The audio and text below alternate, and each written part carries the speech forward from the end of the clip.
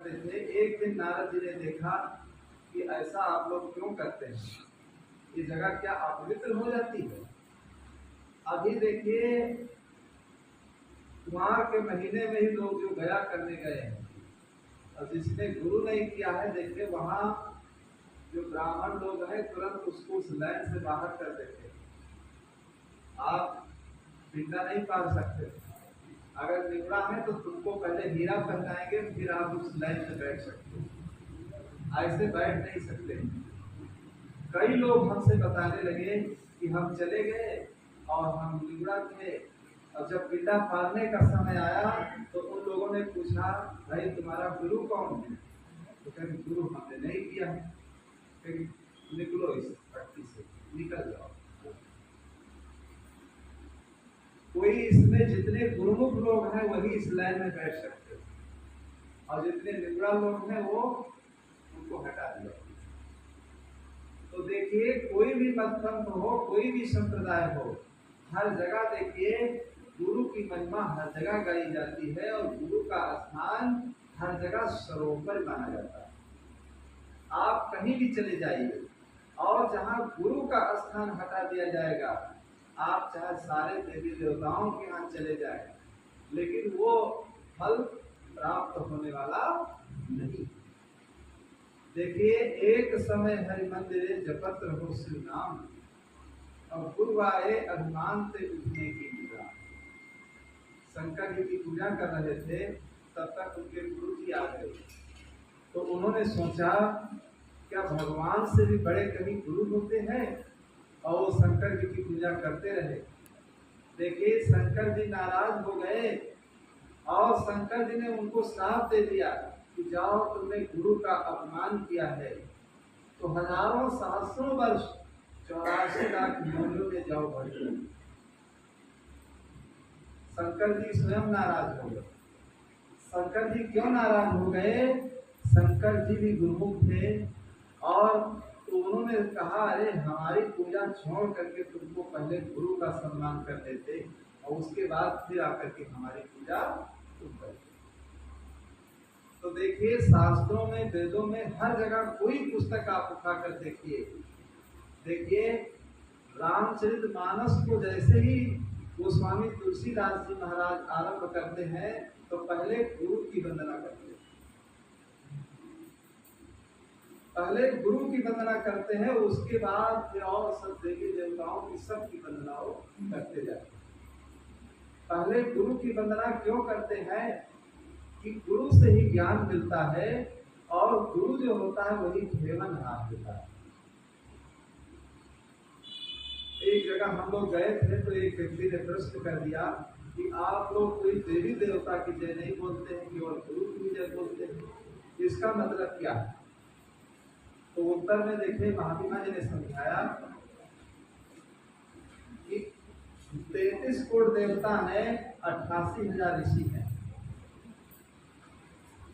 अगर अभी सभी देवताओं की यहाँ जय बोली जाए और सभी ऋषियों की जय बोली जाए, तो पूरी रात आपकी चली जाएगी, लेकिन आप जय नहीं बोल पाएंगे। पूरी रात आपकी व्यतीत हो जाएगी। तो इसलिए हम लोग क्या करते हैं, जैसे पेड़ होता है, उसकी जड़ होती है, और पत्ते पत्ते उसमें तो बहुत होते हैं। तो जड़ में अगर पानी डाल दिया जाए, तो देखिए जड़ में पानी डालने से क्या होता है, पूरा पेड़ देखिए प्रफुल्लित हो जाता है। सारे पत्तों में देखिए हरियाली आ जाती है। तो मूल चीज को जड़ में जो पानी डाल देगा, और जड़ में पानी नहीं डाला, केवल पत्तों में पानी डालता रहा, तो देखिए वो अपने जीवन में सत्य चीज को नहीं समझ पाएगा।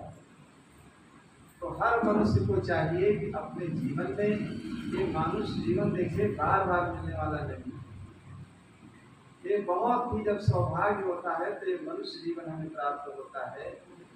और मनुष्य जीवन में आकर के देखिए ये भी बहुत बड़ा सौभाग्य होता है जब अच्छे संत मिलते हैं और उनका आगमन होता है। जहाँ देखिए संत आ जाते हैं, तो देवी देवता, कोई देवी देवता वहां बचता नहीं है, सारे देवी देवताओं का वहां स्थान आ जाता है। और जहाँ संत नहीं आते हैं वहां देखिए वो स्थल सुनने रहते हैं। रामायण में गोस्वामी जी ने क्या लिख दिया है, देखिए सत्संग की महिमा और संतों की महिमा इतनी उन्होंने गाई है कि जहाँ राम तहाँ अवध निवासु, और जहाँ संत तहाँ तीरथ वासु, जहाँ संत तहाँ तीरथ वासु। जहाँ संतों का आगमन हो जाता है सारे तीर्थ करके चल करके वहां आ जाते हैं, सारे देवी देवता वहां आ जाते हैं। कोई देवी देवता वहां बकाया नहीं रहता है, ये अपने अंदर का भ्रम हटा देना चाहिए। मुद मंगलमय संत समाज, देखिए कबीर साहब नहीं कह रहे हैं, ये गोस्वामी तुलसीदास जी महाराज कह रहे हैं। ये रामायण में सारी बातें लिखी है। ऐसा नहीं है कि केवल हम लोग कबीर साहब की बात करते हैं, हर जगह से जहाँ से देखिए अच्छी अच्छी बातें लिखी गई है, कही गई है, हर जगह से अच्छी बातें दी जाती हैं और कही जाती हैं। मुद मंगलमय संत समाजु, जो जग जंगमो तीरथ राजु, बट विश्वास अचल निज धर्मा, तीरथ राज समाज सुकर्मा, सबई सुलभ सबो दिन सब देसा, सेवक सादर समन कलेसा, अकथय लौकिक तीरथ राहु, अदेशद फल प्रगट प्रभावु, सुनिया चरज की हो जनि कोई, सतसंगत मही मानहि कोई, सतसंगत मही मानहि कोई, सुन समझै जहि मुदित मना, मज्जहि अति अनुराग, लहै चारि फल अछत तना, साधु समाज प्रयाग। देखिए तीर्थों के राजा जो प्रयागराज कहे जाते हैं, जहाँ साधु समाज है, ये संत समाज को ही प्रयागराज बताया गया है। और उस प्रयागराज में तो आप चल करके जाएंगे, लेकिन आज देखिए इस भवन में ही असली रूप से प्रयागराज आ गया। तो इस चीज को देखिए बड़े ध्यान से समझ लेना चाहिए। अगर इस चीज को सही रूप से हम समझ लेते हैं तो हमारे अंदर की जितनी कलुषित भावनाएं हैं देखिए वो सब निकल जाती है। हमारा मन देखिए बढ़िया प्रसन्न हो जाता है और सारा अंधविश्वास, सारी जितनी कुरीतियां हैं सब निकल करके देखिए बाहर हो जाती है। तो हर मनुष्य को चाहिए कोई पुस्तक पढ़ो लेकिन उस पर विचार करो। कहीं पर कोई सत्संग या भागवत या कोई आयोजन सुनने के लिए जाओ, लेकिन वहां की बातें सुन करके फिर उस पर विचार करो, फिर विवेक करो कि कितनी बातें इसमें सत्य है, कितनी झूठ है। ऐसा नहीं है कि कोई बात आपको बता दी गई है तो आप उसे विवेक रूपी तराजू पर तौल करके तो देखिए, उसका जीवन में प्रैक्टिकल करिए, अनुसंधान करिए, तब आप समझ पाएंगे कि इसमें सत्य क्या। और लोग क्या करते हैं जीवन में, जो मौलवियों ने मुसलमानों को बता दिया और जो पंडितों ने हिंदुओं को बता दिया। आज तो देवियों की 9 दिन पूजा करते हैं, लेकिन 9 दिन पूजा करने के बाद वही देवियों के स्थान पर देखिए खून की धाराएं बहाते हैं।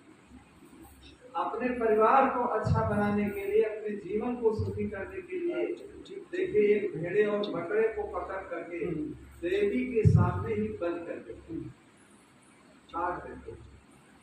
जैसे आप देखिए यूपी पार होंगे, बिहार और बंगाल और आसाम और नेपाल आप चले जाइए, ऐसे हजारों मंदिर आपको मिलेंगे जहाँ पर खून की धाराएं बही जाती हैं। इसीलिए तो हम लोग इसका निराकरण करते हैं। जहाँ देवियों के स्थान है वहाँ खून की धाराएं बहाना, वहाँ पकड़ करके जीवों को काट देना, ये कहाँ का धर्म है? ये कोई धर्म नहीं है। लेकिन बीच के लोगों ने, जवान के लंपट लोगों ने ऐसा सिस्टम बना दिया, खाने पीने वाले लोगों ने, कि अगर लोग ऐसा करेंगे तो हमें देखिए सहज रूप से ये सब चीजें खाने पीने के लिए मिलती है। और मुसलमानों में कुर्बानी की प्रथा चला दी है। अरे कहीं कुर्बानी करने से कहीं पुण्य होता है? एक लड़का था, वो जंगल में बकरियों को चरा रहा था और बहुत प्यारी प्यारी बढ़िया बकरियां थी, और वहीं हम लोग बैठे हुए थे जंगल में। तो उस बच्चे से मैंने कहा कि कितनी प्यारी प्यारी बकरियां हैं और इनको पत्तियां चुनाते हो और फिर इन्हीं को काट करके खा जाते हैं अल्लाह के नाम पर। तो देखिए वो लड़का क्या कहता है, छोटा बच्चा था, मजहबी ज्ञान देखिए कितना लोगों के अंदर भर दिया जाता है। वो कहने लगा हमसे, बाबा इनको काटने से सवाब मिलता है। अब देखते उस बच्चे को पता था, जो उसको पढ़ाया गया था, जो बताया गया था, जो मौलवी लोगों ने बता दिया था कि इनको काटने से सवाब मिलता है। अरे ये कहाँ का धर्म है? किसी जीव को काटने से तुमको आशीर्वाद मिलेगा? ऐसे पंडितों ने हिंदुओं को बता दिया कि मंदिर में आप बलि कर दीजिए किसी जीव की, अगर आपके बच्चे नहीं तो बच्चे हो जाएंगे, धन नहीं तो धन भी बढ़ जाएगा, और जितने सिस्टम आपके बिगड़े होंगे अगर आप बलि कर देंगे तो खुशहाल आपकी जिंदगी होगी। देखिए ऐसी विडंबना लोगों के अंदर भर जाती है, और जब लोगों के अंदर भर जाती है तो पकड़ करके जीवों को देखते लोग काट देते हैं, मार देते हैं। बिहार में एक कार्यक्रम था एक बार हमारा सन 93 में, और जिस मंदिर में बलि होती थी, देवी का स्थान था, उसी के सामने कार्यक्रम रख दिया। तो मैंने कहा तो उसी के सामने आप लोगों ने रख दिया है, ऐसा न हो कोई विवाद बन जाएगा।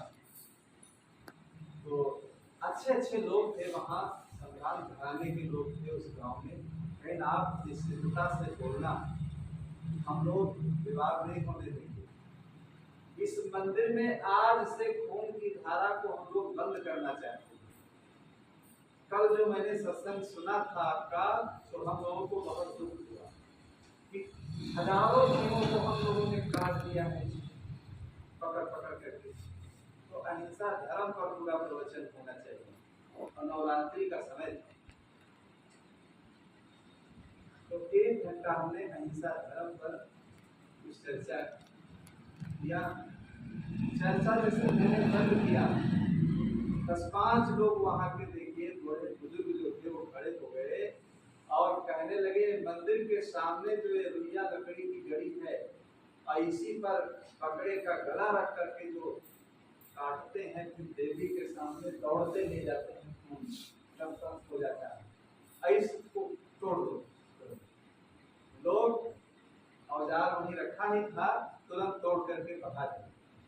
और वो लोग कहने लगे, आज से कोई इस मंदिर में देवी के सामने कोई देखिए बलि नहीं कर सकता है, मिठाई और फूल पुष्प आप चढ़ा सकते, प्रतिबंधित करते। तो देखिए कोई देवी देवता नहीं कहते हैं कि हमारे सामने आप किसी जीव को काट दो, हमारे सामने आप गलत काम करो, लेकिन हम लोग इतने पागल हैं कि पकड़ पकड़ करके ऐसा गलत काम करते हैं। हमारे समाज के जो अगुआ लोग हैं वो हम लोगों से ऐसे गंदे काम कराते हैं। अगुआ लोग हमें बता देते हैं अगर ऐसा आप करेंगे, देखिए उस बच्चे को बता दिया जो बकरियों को चराता है, उस बच्चे को बता दिया गया अगर बकरियों को काट दोगे तो तुम्हें सवाब मिलेगा। अब बताया ही तो गया था, सुना होगा कहीं मौलवियों की सभा होगी या कोई बैठक हुई होगी, उसे बताया गया होगा, तो उसने सुन रखा था कि इनको काटने से ही हमें सवाब मिलेगी। तो ऐसा हम लोगों के अंदर लेके आ जाता है। तो चाहे जितना हम पूजा करते रहे, नमाज पढ़ते रहे और जीवन में न मालूम क्या क्या करते रहे, लेकिन हमारे जीवन में कोई लाभ मिलने वाला नहीं। तो हर मनुष्य का कर्तव्य होता है, सत्संग का मतलब यही होता है कि हर चीज को सही रूप से आप समझ लें, सही रूप से हर चीज को जान लें। और जब सही रूप से हर चीज को जान लेंगे तभी अपने जीवन को व्यवस्थित रूप से आप व्यतीत कर पाएंगे। और किसी की सुनी सुनाई बातों को, लिखी लिखाई बातों के चक्कर में बहुत नहीं पड़ना चाहिए। बहुत लोग दुहाई देते हैं, वहां लिखी है वहां लिखी बातें हैं, लेकिन किसने लिखा? झगड़ा एक बढ़ो राजा राम, और जो निर्वाण है सो निर्वाण। ब्रह्म बड़ा की जहां से आया और वेद बड़ा की जीव बुझाया। ई मन बड़ा की ई मन जाना, राम बड़ा की राम ही जाना। भ्रम भ्रम कबीरा फिरे उदास, तीर्थ बड़ा की तीर्थ विलास। बहुत लोगों के अंदर भ्रम होता है कि आप लोग राम को नहीं मानते, देवी देवताओं को नहीं मानते, शंकर जी को नहीं मानते, ब्रह्मा जी को नहीं मानते, विष्णु जी को नहीं मानते। देखिए ऐसी बात नहीं है। हम लोग जल को जल मानते हैं, पृथ्वी को पृथ्वी मानते हैं, आकाश को आकाश मानते हैं, जड़ को जड़ मानते हैं और चेतन को चेतन मानते हैं। ऐसा नहीं कि हम लोग राम को नहीं मानते। बहुत लोगों के अंदर ऐसा भ्रम रहता है कि आप राम को आप लोग नहीं मानते। राम को हम लोग क्यों नहीं मानते? राम ने जो अच्छे काम जीवन में किया और अच्छे काम करके जो आदर्श उन्होंने स्थापित किया, देखिए उन सारी चीजों को हम लोग मानते हैं। राम ने जीवन में ऐसे ऐसे कार्य कर दिया। देखिए राम के जीवन में भी देखिए गुरु का आशीर्वाद था। अगर गुरु का आशीर्वाद न होता तो जनकपुर में न वो धनुष भी तोड़ पाते और न लंका में रावण को भी मार पाते। जब रावण को मार करके देखे अयोध्या आए तो उनकी माँ कौशल्या जी पूछने लगी कि इतने बड़े बड़े राक्षसों को कैसे तुमने मार दिया? तो देखिए राम स्वयं कहते हैं, बहुत गौर से कहते हैं, मानस को पढ़ करके देखिए सारा भ्रम अंदर का मिट जाएगा। लेकिन लोग करते क्या है कि वो जाप जैसे उसका अखंड पाठ कर लेते हैं। किसी पुरोहित ने बता दिया कि नवरात्रि है, जाओ अपने घर में रामचरितमानस का पाठ कर लो, तो जैसे कैसे उसको कह डाले, संत के कुछ नहीं। और मानस के पाठ करने वालों की कैसे दुर्दशा होती है, एक तरफ से पिलिपियां रखी होती है, एक तरफ पुकार रखा होता है, एक तरफ नशे की चीजें सारी रखी होती है। तो मैंने पूछा, एक जगह मानस का पाठ हो रहा था, यही लखनऊ की बात है, हवाई अड्डे के पास एक अनूप खेड़ा गाँव, तो वहाँ एक भक्त जी थे, वहाँ ठहरे हुए थे, नवरात्रि का समय था। तो उन्होंने बुलवाया था, नया नया मकान बनवाया, तो मानस संगीत में वो लोग गाते थे। 51,000 पर आए थे और 12 घंटा गाए, और पीछे ही उनका घर था। रात भर हम लोग नहीं सोए, बजाते गाते रहे, बढ़िया बाजा सब लगा था। सुबह जब हम लोग टहलने निकले तो वो लोग सोचने लगे कि ये लोग भी कोई जागरण करने आए हैं। तो हमसे कहने लगे, आप लोग कितने पर आए हैं? तो हमने कहा हम लोग कोई तय हमारे पे नहीं होता है कि हम कितने पर आए हैं, कितने पर नहीं आए हैं, ऐसा कुछ सिस्टम नहीं हम लोग के पास। लेकिन फिर हम कहते हैं जिज्ञासु अगर कोई व्यक्ति होता है, भाविक होता है, मुमुक्ष होता है, तो हम लोग अपनी बात कहते हैं, नहीं तो मौन है। फिर हम लोग तो समापन होने वाला है मानस का पाठ। तो मैंने देखा जहाँ पर वो मानस गा रहे थे, रामायण का पाठ कर रहे थे, नया नया घर था तो, और बहुत करोड़पति थे, बढ़िया घर बनवाया था उसी में। तो चारों तरफ भी काम रखे थे, इतना धूप फूक करके रात भर उठना, एक तरफ रामायण का पाठ और एक तरफ श्री कृष्ण की लीटी करके इतना गंदा कर दिया था कि दूसरे का बैठने लायक नहीं। तो मैंने कहा, ये मानस का पाठ कैसा है? आप लोग ब्राह्मण होंगे, हाँ, ब्राह्मण से ही कराने से तो एक घर पवित्र होगा, ऐसे कैसे पवित्र होगा। इसीलिए तो हम लोग बुलाए गए और पूरी रात बजा बजा करके देखिए हारमोनियम जब गाए हैं तभी तो इस घर का सब शोक मोह हट गया, नहीं तो इसमें सब बैठा रहता। सारे घर को थूक थूक करके गंदा कर दिया और रगड़ रगड़ करके जो भगत वो थे धोए होंगे 2-3 दिन तो घर साफ हुए। अरे नए नए घर ने इतना खून किया, इतना दुर्व्यसन किया कि घर के वातावरण को ही दूषित कर दिया। तो बंधुओं, जब तक सही बात को नहीं समझोगे तब तक जीवन में भटकते रहोगे और भटक भटक करके कहाँ तक की गाड़ी चली जाए, भटकते भटकते कहाँ ही नहीं जा सकता। तो अपने भटकाव को मिटाने के लिए देखिए सत्संग किया जाता है और सत्संग में जो ज्ञान और की चर्चाएं की जाती हैं उससे क्या होता है, हमारे हृदय की कलुषित भावनाएं सब समाप्त हो जाती और हृदय हमारा जो है वो पवित्र हो जाता है, विचार हमारे निर्मल हो जाते हैं, पवित्रता आ जाती है हमारे।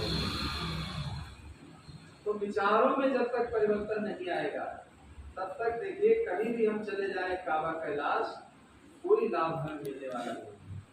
गंगा नहाले यमुना नहाले, गंगा नहाले यमुना नहाले, नहाले चारों धाम, नहाले चारों धाम, धाम प्यारे गुरु के बिना। नहाले चारों धाम, धाम प्यारे गुरु के बिना, नहाले चारों धाम, धाम प्यारे गुरु के बिना। गंगा नहाले यमुना नहाले, गंगा नहाले यमुना नहाले, गंगा नहाले यमुना नहाले, गंगा नहाले यमुना नहाले, नहाले चारों धाम, नहाले चारों धाम, नहाले चारों धाम, नहाले चारों धाम, धाम प्यारे गुरु के बिना, धाम प्यारे गुरु के बिना। नहीं मिलेंगे भगवान, भगवान प्यारे गुरु के बिना, नहीं मिलेंगे भगवान, भगवान प्यारे गुरु के बिना, नहीं मिलेंगे भगवान, भगवान प्यारे गुरु के बिना, नहीं मिलेंगे भगवान, भगवान प्यारे गुरु के बिना। तो देखिए चारों धाम स्नान कर लीजिए, 7 पुरी आप चले जाइए, 12 ज्योतिर्लिंग है वहाँ भी आप चले जाइए, जहाँ जहाँ आओगे वो सब तो बिना के आप पुरी भी चले जाए, गंगा भी नहा ले, यमुना भी नहा ले, सब कुछ सारे तीर्थ आप कर ले, लेकिन फिर भी सारे तीर्थ आपके अधूरे तो पूरे होने वाले नहीं। तो कौशल्या जी ने देखे राम से पूछा कि आप इतने बड़े बड़े राक्षसों को कैसे मार दिए। तो गोस्वामी जी देखिए राम के मुख से कहलवाते हैं, हम नहीं कहते। गोस्वामी जी राम के मुख से क्या कहलवा रहे हैं और राम देखिए अपनी माँ कौशल्या से क्या कह रहे हैं कि गुरु वशिष्ठ कुल पूजी हमारे, गुरु वशिष्ठ कुल पूजी हमारे, गुरु वशिष्ठ कुल पूजी हमारे, गुरु वशिष्ठ कुल पूजी हमारे, और जिनकी कृपा धनुज रण मारे, जिनकी कृपा धनुज रण मारे। गुरु वशिष्ठ कुल पूजी हमारे, गुरु वशिष्ठ कुल पूज्य हमारे। जिनकी कृपा धनुज रण मारे, जिनकी कृपा धनुज रण मारे। देखिए महाराज श्री राम क्या कह रहे हैं अपनी माँ से कि गुरु वशिष्ठ कुल पूजी हमारे, और जिनकी कृपा धनुज रण। देखिए किसी का नाम न लेकर के, न कोई देवी न देवता, न ब्रह्मा न विष्णु न शंकर, किसी का नाम देखिए महाराज श्री राम वहां नहीं लेते हैं। अगर वो नाम लेते हैं तो किसका नाम लेते हैं? अपने गुरु जी का नाम। कि गुरु जी की कृपा थी तो जनकपुर में हमने धनुष को तोड़ दिया। देखिए हमारे शरीर का ही सिस्टम है ऐसा, हमारे शरीर में देखिए जहाँ जहाँ से देखिए मुड़ने का सिस्टम बना है, वहां से उंगली जुड़ जाती है, और जहाँ से सिस्टम नहीं वहां से उंगली को आप मोड़े तो नहीं मिलेगी। तो प्राचीन काल में ऐसे धनुष होते थे कि एक जगह ऐसी जगह आप पकड़ लें तो तुरंत तो धनुष टूट जाता, और दूसरी जगह आप पकड़ेंगे तो आप चाहे जितना ताकत लगाए वो धनुष टूटने वाला नहीं। बंदूक का जैसे खटका होता है, अब जहाँ खटका है वहीं से आप चला सकते हैं, बंद कर सकते हैं। अब जहाँ खटका नहीं आप कितना भी दबाएंगे तो क्या बंदूक चलेगी? नहीं चलेगी। जहाँ जो सिस्टम फिट है वहीं से वो चीज चलने वाली। तो ऐसे ही गुरु जी की कृपा से, उनके इशारे से देखिए उन्होंने ऐसी जगह धनुष को पकड़ लिया कि वो तुरंत टूट गया। राम की जनकपुर में विजय हो गई और सीता के साथ देखिए शादी की। अगर गुरु जी वहां नहीं होते, गुरु जी की कृपा नहीं होती तो धनुष को न तोड़ पाते, राम की भाग होती। और गुरु की कृपा से ही महाराज श्री राम कहते हैं हमने देखिए लंका में विजय पाई, वहां भी हमको वहां से विजय मिली। तो महाराज श्री राम ही अपने मुख से देखिए खुद कहते हैं मनुष्य को पढ़ करके सुन करके उस बात को समझने की कोशिश करना चाहिए। लेकिन लोग क्या है, जो बातें उन्हें बता दी जाती है वही मन में उनके भरी रहती है। अंदर जो कुछ अपने अंदर कूड़ा हो कहते हैं उसको निकालने के लिए कोशिश करना चाहिए। सुनी सुनाई बात के चक्कर में बहुत नहीं फंसना चाहिए।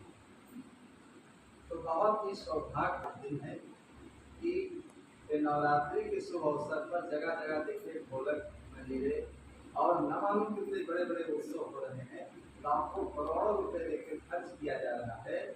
लेकिन बाबूजी श्री रामशंकर जी की देखिए ये देन है कि इस परिवार में शुरू से देखिए कवि पंथ से लोग जुड़े रहे और परंपराओं से पूर्वज लोग भी जुड़े रहे। देखिए उस परंपरा के अनुसार आज आपको एक ज्ञान मिलना है। नवरात्रि के उपलक्ष्य में तो न मालूम क्या क्या लोग करते हैं, और करते करते देखिए नर नारी नाचते हैं गाते हैं और न मालूम क्या क्या उपद्रव पैदा हो जाता है। एक बार झांसी में हम लोग गुजरात जा रहे थे, नवरात्रि का समय था, एक सेठ जी के मकान के ऊपर आसन था हम लोगों का और पीछे ही देवी जागरण था।